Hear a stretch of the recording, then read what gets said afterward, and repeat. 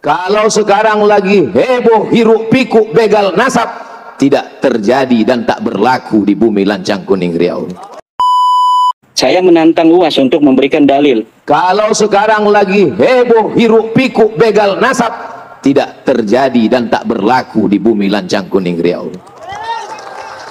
Karena kami, nenek moyang kami, sultan kami mencintai keturunan Rasulullah sallallahu alaihi wasallam.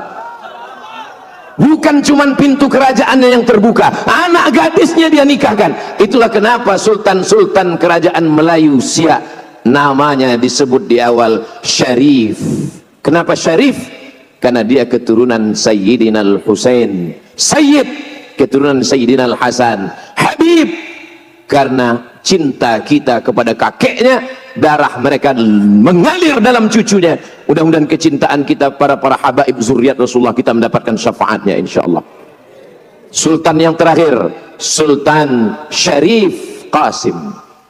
Kita memuliakan sultan kita, maka 3 diabadikan. Pertama, jalan Sultan Syarif Qasim. Yang kedua, Universitas Islam Sultan Syarif Qasim. Yang ketiga adalah airport Sultan Syarif Qasim. Kurang hebat apalagi kita memuliakan habaib zuriat Rasulullah sallallahu alaihi wasallam. Itu dulu nama airportnya Airport Simpang 3. Dirubah pada zaman Presiden K. Haji Abdul Rahman Wahid, beliau yang meresmikan. Dalam kata sambutannya kata beliau, ini memang sudah tepat nama airportnya Sultan Syarif Qasim. Masa nama airport Simpang 3 kayak pangkalan becak? Begitulah kita memuliakan para ulama. Setiap tamu yang datang, saya bawa berziarah ke makam Habib Usman Shahabuddin. Bisa pula orang Riau tinggal di Pekanbaru, tak tahu di mana letak makam Usman Shahabuddin, dan di sampingnya ada makam istrinya Tengku Embung. Itulah dia di samping Masjid Raya Senapelan, Masjid Raya Pasar Bawah kata orang sekarang. Kau selalu ke Pasar Bawah? Selalu. Pernah kau ziarah ke makam Habib Usman Shahabuddin? Enggak. Ngapain kau ke sana? Cari keramik sama karpet. Bawa anak-anak kita. Mudah-mudahan panjang umur, sehat badan, bersama para habaib bisa kita buat maulid mengenalkan bagaimana cintanya kita kepada keturunan Rasulullah sallallahu alaihi wasallam. Lalu kemudian kami memang orang Melayu, tapi di negeri ini siapapun yang datang dari pulau mana, apa sukunya, bahasanya, dia tetap dimuliakan. Siapapun engkau, dari manapun kau datang, kalau kau datang ke negeri ini membawa kebaikan, kemaslahatan, kau akan dihormati, kau akan dimuliakan, namamu diabadikan. Negeri Melayu, bumi Lancang Kuning, kerajaan Melayu Islam Siak Sri Indrapura. Tapi yang menulis Gurindam 12, siapa yang menulis Gurindam 12? Raja Ali Haji. Raja Ali Haji keturunan Bugis Makassar, Ustadz Das'an Latif. Sejarahnya jelas, kecintaannya kepada ahli bait zuriat Rasulullah jelas. Bagaimana suku bangsa berdatangan ke Riau, ramai, dimuliakan, dihormati, jelas.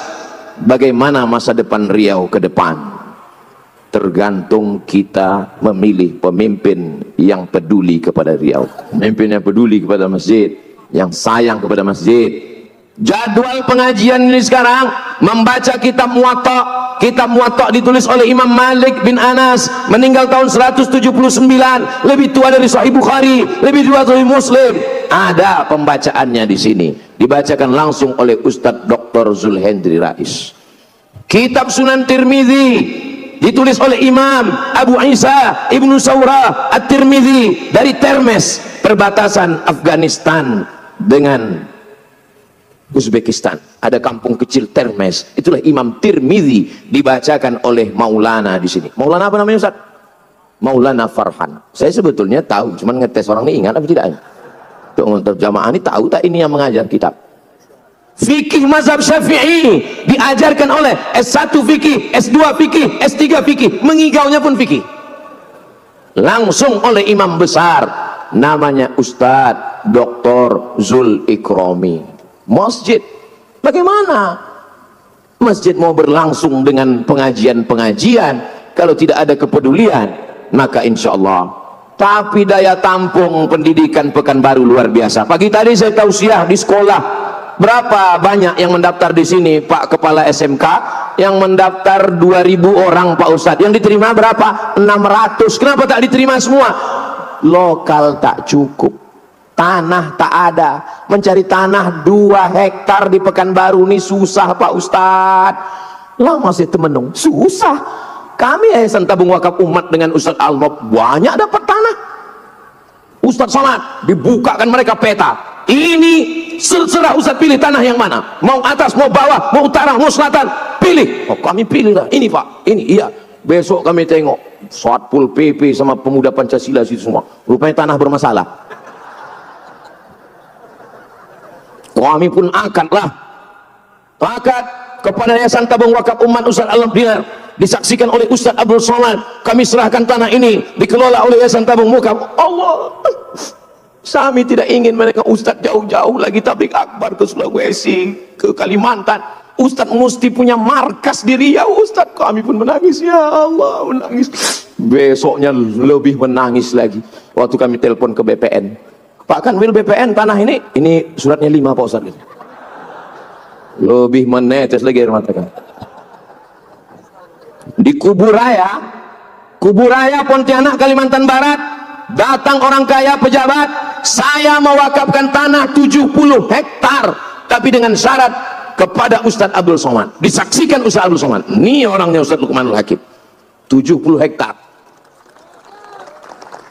Saya pergi ke Sumatera Selatan, datang orang, anak menteri Ustadz Somad, disaksikan oleh almarhum Habib Mahdi bin Syihab.